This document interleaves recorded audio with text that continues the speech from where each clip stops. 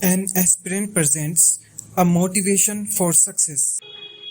Hello friends, आज हम बात करने जा रहे हैं कि हम कैसे नंबर ऑफ फॉर्मूलाज को एक साथ याद रख सकते हैं। फ्रेंड्स, आज के कंपटीशन में जो भी बड़ा कंपटीशन है हमारे पास, उसमें कम से कम 5 से 10 सब्जेक्ट से ज़्यादा सब्जेक्ट्स के क्वेश्चंस को पूछा जाता है और किसी भी एस्पिरेंट के लिए सभी सब्जेक्ट्स के सभी फॉर्मूलाज को याद रखना for a long term memory बहुत डिफिकल्ट है।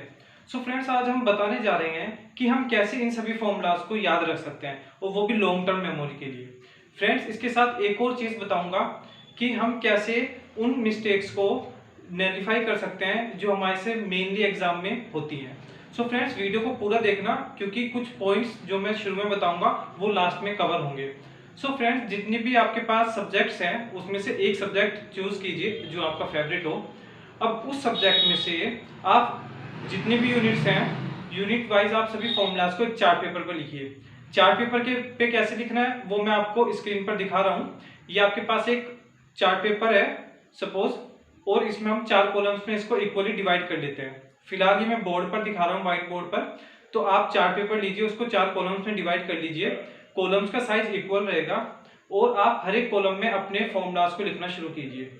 यूनिट वाइज सभी फॉर्मूलाज आपके इस कॉलम्स में आ जाएंगे।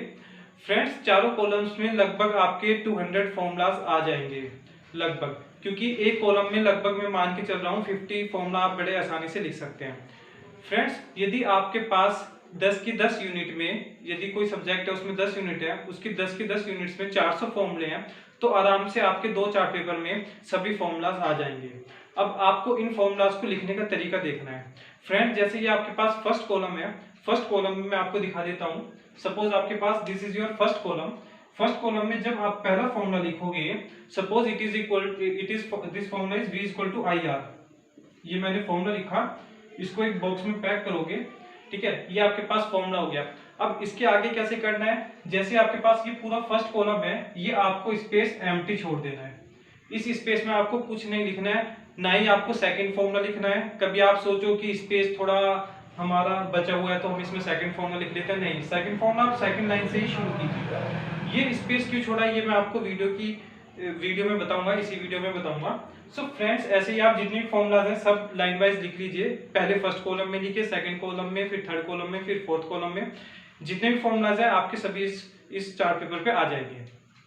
अब फ्रेंड्स, क्या होता है कि हमारे पास मेन मिस्टेक जो होती है एग्जाम में वो होती है जब हम कोई फॉर्मूला अप्लाई करते हैं तो उसकी कुछ कंडीशंस होती हैं। कुछ फॉर्मूलाज ऐसे होते हैं जो हमारे अच्छे अच्छे साइंटिस्ट ने दिए हुए हैं, एक थ्योरी निकाली, उसके बेस पर फॉर्मूला निकाला।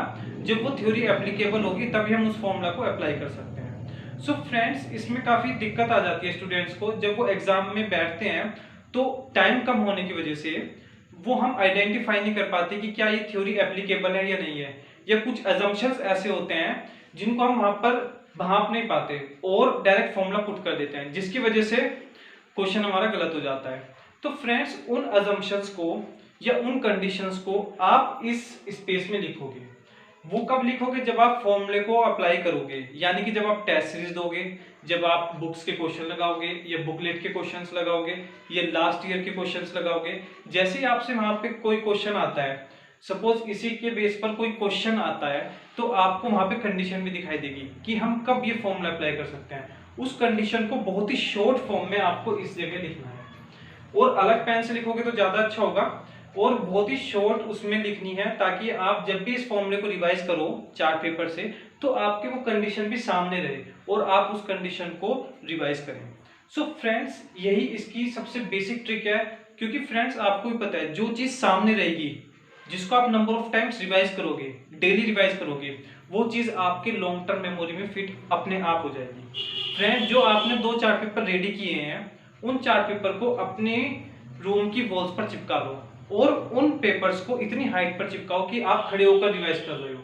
फ्रेंड, जैसे मैं खड़ा हूं तो चार्ट पेपर को इतनी हाइट पर आप उसको लगा दो।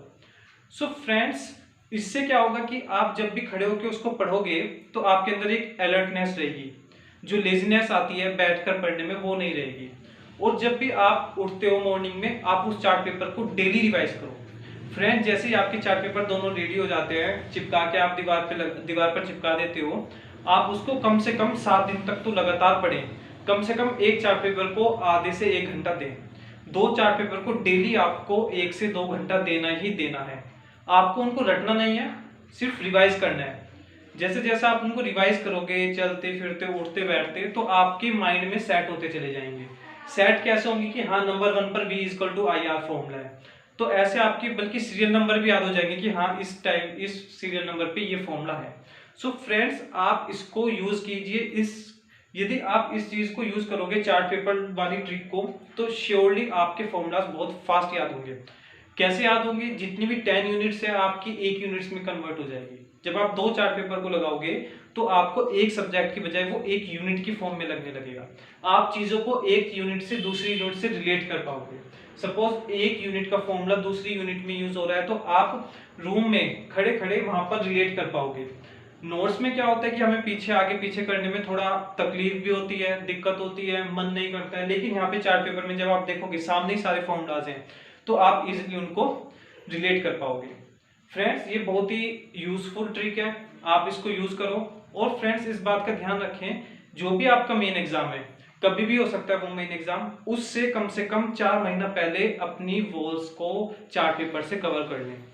सपोज मैं मान रहा हूं कि आपके एग्जाम में 15 सब्जेक्ट्स आने वाले हैं। मैं एक गेट का एग्जांपल ले रहा हूं। जैसे गेट का एग्जाम होता है, उसमें इंजीनियरिंग के सभी सब्जेक्ट्स आते हैं, लगभग 15 सब्जेक्ट्स का वो पेपर होता है। तो 15 सब्जेक्ट्स के लगभग आपके 15 से 20 चार्ट बड़े आराम से प्रिपेयर हो जाएंगे, और वो 15 से 20 चार्ट ही आपको अपने दीवार की वॉल्स पर चिपकाने हैं। इट इज इम्पोर्टेंट, आपको चिपकाने ही पड़ेंगे।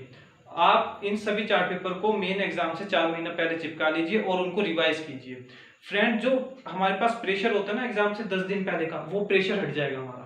किस चीज का? फॉर्मूला रिवाइज करने का। तो फॉर्मूले आपके इतने अच्छे से फिट हो जाएंगे माइंड में कि आपको उसकी टेंशन नहीं रहेगी कि हाँ फॉर्मूला भी रिवाइज करना है। फ्रेंड्स, कुछ स्टूडेंट्स प्रेफर करते हैं अलग अलग पब्लिकेशंस की handbook. So friends, handbook use करना बैड हैबिट नहीं है, लेकिन उससे क्या होता है, जब तक आप अपने हाथों से चीजें लिखते नहीं हो और उसको रिवाइज नहीं करते हो, तब तक वो हैंडबुक के थ्रू रिवाइज अच्छे से नहीं होगी। मतलब हैंडबुक पे प्रिंटेड है, हैंडबुक में जो प्रिंटेड आएंगे वो आपके माइंड में इतनी जल्दी सेट नहीं होंगे जितनी जल्दी आपके हाथों के लिखे हुए फॉर्मूले सेट होंगे। आप जहां जहां गलती करते हो, सपोज आप टेस्ट सीरीज दे रहे हो रूम में बैठकर, जहां भी आपसे मिस्टेक होती हो at the time of analysis, तो आप उस मिस्टेक को इस खाली स्पेस पर लिखो। आगे वो मिस्टेक नहीं होगी, इट्स अ गारंटी।